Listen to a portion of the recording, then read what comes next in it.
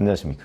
2023년 2월 16일 최병무 팩트 시작하겠습니다. 조금 전에 검찰이 이재명 민주당 대표에 대해서 구속영장을 청구했습니다. 자, 그러면 이제 앞으로 어떻게 되느냐? 이거를 뭐 그동안의 거하고 좀 겹치는데 설명을 드리겠습니다. 서울중앙지검 반부패 수사 1부와 3부가 성남시장 시절 대장동 사업 지분 7%만 가진 민간업자한테 7,886억 원을 몰아주고, 그리고 성남도시개발공사는 지분의 50% 플러스 한 주 이렇게 가지고 있었죠. 근데 1,822억만 챙겼다. 이러니까 결국 성남시에 어마어마한 손해를 끼친 것 아니냐. 지금 그 보도 나온 거는 4천억 원대의 손해를 끼쳤다. 그러니까 이게 배임이다, 이런 얘기거든요. 그래서 대략 계산해 보면 이런 겁니다.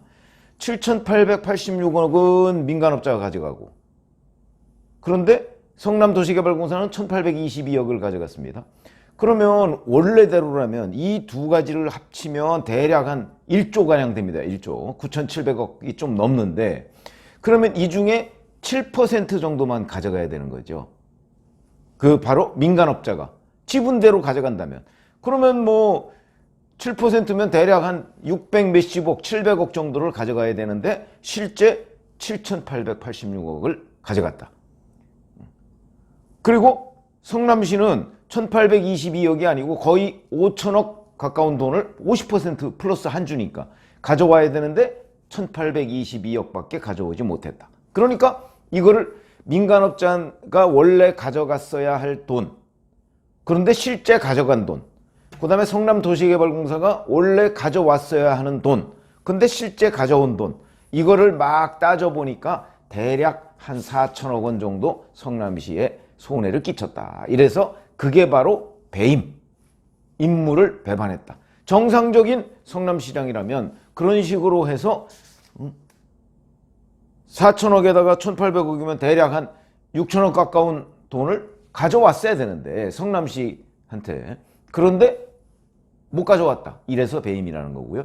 이재명 성남시장은 5,503억을 환수했다 주장을 하는데 검찰이 인정하는 부분은 1,822억 배당금밖에 인정을 안 하고, 나머지는 기부 체납, 뭐 그다음에 바로 뭐 예를 들어서 터널을 만들었다, 뭐 이런 것들은 결국 그 대장동 업자들의 이익을 위해서 편의를 제공해 준 거지, 그게 환수가 아니다. 그다음에 공원, 제1공단 공원화 사업, 이것도 마찬가지다. 뭐 이런 식의 논리니까 논리 대 논리에 지금 대결이 벌어지고 있는 겁니다. 이거는 앞으로 이제 법원에 가면 치열한 공방을 벌이겠죠. 요것뿐만 아니고 대장동 사업자들과 우일의 사업자들한테 그 사업 관련 내부 정보를 흘려주고 사업자로 선정되게 하도록 한 혐의, 이게 이제 또 이해충돌방지법, 과거 부패방지법 이 위반이 되고요. 여기에도 이재명 당시 성남시장은 공범관계가 성립을 한다, 이런 거고요. 자, 이와 관련해서 1월 28일과 2월 10일 두 차례 서울중앙지검에 출석해서 조사를 받았죠. 자, 지금 주요 혐의가 이거에다가 또 하나는 바로 성남지청에서 형사3부에서 수사하고 있는 성남FC 불법 후원금, 이건 제3자 뇌물죄죠. 이것도 함께 적용했습니다. 여기까지가 이제 저희가 그동안에 쭉 말씀드렸던 것과 정확히 일치하는 내용이고요. 그런데 이제 오늘 구속영장에 과연 들어갈 것인가 말 것인가 가장 관심을 끌었던 대목이 바로 428억 부분입니다. 이거를 이재명 성남시장이 보고를 받았느냐 못 받았느냐, 이른바 천화동인 1호의 절반의 지분, 이걸 얘기하는 거죠. 이거는 포함되지 않았습니다. 그러니까 이 부분은 아마 검찰이 추가로 더 조사할 부분이 있다. 왜 그러냐면 유동규, 남욱, 정영학 이런 사람들은 김만배 씨로부터 그걸 들었다고 다 인정을 하는데, 김만배 씨는 천화동인 1호는 자기 거라고 아직 고집을 부리고 있고요. 그 이런 것들이 김만배 씨가 입을 열어야 되는데, 그럼 김만배 씨가 입을 열 가능성이 있느냐? 현재로서는 입을 열 가능성이 있다 없다 단정적으로 얘기하긴 어렵죠. 근데 제가 왜 그 유튜브를 해드릴 때 김만배 씨의 배임 혐의, 김만배 씨는 자기의 배임 혐의가 무죄일 거라고 확신을 하기 때문에 배임죄가 무죄가 되면 자기 압수당했던 돈을 찾을 수 있거든요. 그러니까 이 배임 혐의에 대한 법원의 판단이 만약에 유죄로 나온다면 입을 열 가능성이 있지만 무죄로 나온다면 입을 안 열죠. 그러니까 아마 대장동 재판에서 본인에 대한 배임 혐의가 어떻게 결론이 나느냐, 이걸 아마 지켜본 뒤에 입을 열 것인지 말 것인지를 결정할 가능성이 높다. 제가 이렇게 말씀을 드린 적이 있었죠. 근데 대장동 재판은 그러면 어디까지 와 있느냐? 글쎄요, 지금 뭐 대략 막바지 단계입니다. 대장동 재판이. 그러니까 아마 3월, 4월 뭐 이 정도면은 대장동 재판의 배임 혐의에 관해서 결론이 날 가능성이 있다. 그럼 그때쯤 김만배 씨가 입을 열 것이냐 안 열 것이냐는 한 차례 고비가 달아올 것이다. 이렇게 저는 생각을 합니다. 물론 뭐 그게 안 맞을 수도 있죠. 김만배 씨 생각을 뭐 제가 어떻게 알겠습니까만은, 그러니까 김만배 씨가 숨겨놓은 나머지 돈을 완벽하게 찾고 검찰이, 그 다음에 김만배 씨의 배임 혐의에 관해서 법원이 유죄를 인정하게 되면 김만배 씨는 더 이상 도망갈 곳이 없죠. 그러면 이제 그냥 털어놓고, 사실대로 털어놓고 본인이 죄를 좀 경감받자 이런 판단을 할 가능성이 있다 하는 것이 제가 법조계 변호사들이나 이런 사람들한테 취재해서 내린 결론입니다. 그러니까 1차적으로 대장동 재판에서 김만배 씨가 배임 혐의가 유죄가 되느냐 안 되느냐, 여기에 달려 있다는 거죠. 이 부분은 여하튼 이번 이재명 대표의 구속영장에는 포함이 되지 않았습니다. 그러니까 아마 김만배 씨의 입을 열 가능성, 그거를 지금 빈칸으로 놔두고 일단 여기에는 포함하지 않은 것. 그러니까 만약에 이제 지금부터 이재명 대표에 대한 재판이 시작이 되면, 그러면 이제 나중에 이게 밝혀졌을 경우에 뭐 추가 기소를 할 수가 있겠죠. 그런 여지로 남겨놨다. 이렇게 분석을 하면 되고요. 자, 근데 이제 대장동 배임 부분에 관해서 아까 제가 이제 재판에서 치열한 공방이 벌어질 것이다 이렇게 말씀을 드렸는데, 그 배임죄는 배임죄라는 것 자체가 정책적인 판단이냐 아니면 정말 인물을 배반한 거냐, 이 부분에 관해서 원래부터 논란이 있습니다. 꼭 이 사건이 아니더라도. 그러니까 그 부분 관련해서 치열한 공방이 벌어지겠지만, 이 성남FC 후원금 의혹과 관련한 제3자 뇌물죄는요, 이미 판례들이 다 확립이 돼 있어서 이 부분에 대해서 검찰이 유죄를 받아내는 거는 그다지 어렵지 않아 보인다.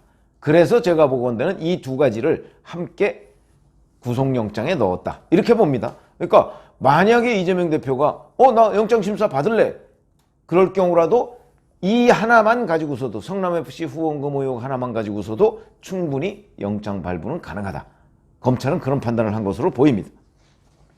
성남FC 후원금 의혹이라는 게 잘 아시다시피 성남시장 시절에 두산건설, 네이버 등 관내 기업의 인허가, 이런 청탁을 받고 그걸 들어주고, 그 다음에 이런 회사들로 하여금 성남FC라는 축구단에 130억 원 정도의 후원금을 내게 한 혐의, 이래서 제3자 뇌물죄.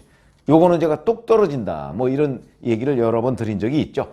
자, 그러면 지금 이재명 대표 쪽이나 민주당에서는 아니 제1야당 대표가 뭐 도망을 가겠냐, 뭘 어떻게 하겠냐, 이 구속영장 청구가 결국 보여주기식 아니냐, 이렇게 주장을 하는데, 한동훈 법무부 장관은 과거에 정상적인 사법 시스템을 강조한 적이 있습니다. 이건 무슨 얘기냐면 제1야당 대표라고 해서 또 법 앞에 평등해야 된다. 그러니까 제1야당 대표니까 이 부분을 봐주자, 이거는 성립하지 않는다. 아마 이런 개념으로 다른 범죄 혐의 피의자와 마찬가지로 범죄 혐의가 같으면 똑같은 절차를 밟는 거지, 사람이 이 사람일 경우에는 좀 봐주고 저 사람일 경우에는 안 봐주고, 이런 건 정상적인 사법 시스템이 아니다. 이런 기준을 가지고 있는 것으로 보인다. 그렇기 때문에 정상적으로 보통의 피의자와 마찬가지로 구속영장을 청구했고, 그러나 이제 우리 법률 제도상 현역 국회의원에 대해서는 함부로 구속을 할 수가 없죠. 더군다나 국회 회의가 열려 있으면 회기 중에는 체포동의서를 받아야 됩니다. 그러니까 이제 자, 오늘 구속영장을 청구했으니까 법원이 이제 이걸 구속영장을 접수하면 뭐 대략 접수하는데 하루쯤 걸립니다. 그럼 아마 내일쯤 구속영장을 법원이 접수할 것이고, 그렇게 되면 뭐 오늘 저녁에나 뭐 내일쯤 이렇게 걸리겠죠. 그러면 이제 법원이 그걸 검토한 뒤에 자, 영장실질심사 날짜를 잡아야 되는데, 그러려면 피의자를 불러야 될 거 아니겠습니까? 피의자가 이재명이니까. 이재명은 현역 국회의원이다 이거죠. 그러니까 이제 현재 국회는 열려 있는 상태고요. 그러니까 국회에다가 체포동의서를 요구합니다. 체포를 하려고 하니까 협조해 주세요. 그러면 국회는 언제 표결을 할까요? 지금 현재 예정돼 있는 본회의는 24일입니다. 그러니까 체포동의서를 법원이 국회에 제출을 하는데 대략 한 또 4, 5일 정도가 걸리면 다음 주 뭐 수요일 뭐 이쯤 되면 국회에 체포동의서가 이제 접수가 될 거고, 그렇게 되면 그거를 24일 본회의가 예정돼 있으니까 그때 보고를 하면 24시간 이후 72시간 이내에 표결을 해야 되죠. 표결을 안 하면 곧바로 폐기됩니다. 그런데 또 27일쯤에 본회의가 예정이 돼 있기 때문에 아마 27일에 본회의 표결이 이루어지지 않을까. 그러면 그거는 뭐 일부 뭐 유튜버들이나 뭐 심상치 않다, 뭐 그리고 조홍천 의원 뭐 이런저런 얘기를 하는데 자기가 은근히 찬성하겠다는 사람이 많더라. 거기에다가 정의당 의원 6명 찬성하겠다고 했죠. 뭐 그러니까 가결될 가능성이 있는 것 아니냐. 왜냐하면 대략 30명 안팎 정도가 찬성을 하면 가결이 되죠. 169명에다가 친야 무소속 뭐 합치고 어쩌고 하다 보면 30명 안팎 정도. 그 중에서 6명인 정의당이 만약에 약속대로 다 찬성을 한다면 그러면 뭐 대략 한 25에서 30명, 25명 안팎 요 정도가 찬성을 이제 민주당에서 찬성표를 던지면 그럼 가결이 되는 거죠. 현재 그 가능성이 있느냐? 비명계가 한 30명 정도 된다고 하죠. 그런데 점검해본 기자들 그 전원에 따르면 그럴 가능성 없다고 합니다. 그러니까 가능성 제가 보기에는 없습니다. 심상치 않은 기류 제가 보기엔 없습니다. 그러니까 아마 부결이 될 것이다. 자, 부결이 되면 이제 영장을 재청구하는 방안도 있습니다. 그러나 그렇게 되면 또 너무 보여주기식이 됩니다. 어차피 국회에서 부결될 것이 뻔한데 또 영장을 재청구한다? 그러면 이제 보여주기식이라는 반격에 부딪히죠. 만약에 영장이 그러니까 체포동의서가 부결됐는데 그동안에 뭐 또 경천동지할 갑자기 김만배 씨가 입을 연다든가 이런 일이 있으면 영장 재청구 해볼 만하죠. 근데 그런 일이 없다면, 그런 일은 없을 것으로 보이니까 그렇게 되면 영장 재청구는 없이 어차피 구속이 안 되니까 그러면 아마 불구속 상태에서 재판에 넘길 것이다. 기소를 할 것이다. 이렇게 지금 예상이 되고요. 그렇게 되면 그런데 그런 거 저런 거 따지고서 지레 우리가 뭐 지금도 뭐 부결이 예상되긴 하지만 그렇다고 그래서 정상적인 시스템이 아니라 어차피 부결 예상되는데 우리 뭐 보여주기 할 필요 있어? 영장 청구하지 말자. 이럴 이유는 없죠. 지레 포기할 이유는 없습니다. 해보고 안 되면 또 시스템에 따라서 하는 거죠. 이런 길을 검찰이 선택한 것으로 보인다. 이런 거고요. 자, 그렇게 되면 이제 재판에 넘기면 뭐 공판 준비기일 뭐 이런 걸 거쳐서 재판을 시작하겠죠. 언제쯤 재판이 시작될까요? 대개 뭐 공판 준비기일만 뭐 또 한 뭐 5차, 6차 막 이렇게 끄는 경우도 있습니다. 그러니까 이걸 언제 시작된다? 우리가 장담할 수는 없죠. 그런데 이미 선거법 위반과 관련해서 이재명 대표는 두 가지 사실, 김문기 씨를 모른다 한 거하고 백현동 용도 변경이 박근혜 국토부의 압박, 위협에 의해서 어쩔 수 없이 했다는 부분이 거짓말이다 이래서 두 건이 지금 그 기소가 돼 있죠. 그 부분에 대한 재판은 3월 또는 4월에, 2월에 공판준비기일 2차를 열었습니다. 그러니까 아마 3월이나 4월쯤에 시작을 할 거고요. 그리고서 이 공판준비기일, 이 대장동이나 의뢰 신도시와 관련한 공판준비기일은 아마 2월 말이나 3월 초, 뭐 4월 이때 이제 이어질 거고요. 뭐 대략 한 4월이나 5월쯤에는 재판이 시작되지 않겠는가, 이런 거고요. 자, 그러면 이재명 대표에 대한 사법 리스크는 그걸로 끝나느냐? 아니지요. 대북송금 지금 수사하고 있는 거 있죠? 이건 수사 여전히 하고 있습니다. 정자동 의혹, 판교 힐튼 호텔, 이거는 뭐 그냥 이제 시작 단계입니다.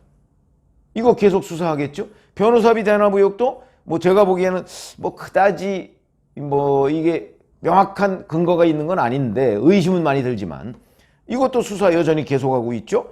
그러면 아직도 수사가 끝나려면 까마득하다. 그래서 제가 어제 황태순 TV에 나가서 이재명의 앞으로 1년 얘기를 해가면서 사실은 이 1년 동안 어떤 일이 벌어질까 이재명 대표 앞에 쭉 설명을 드린 적이 있었는데 앞으로도 산 넘어 산이다. 이런 말씀을 드리겠습니다. 고맙습니다.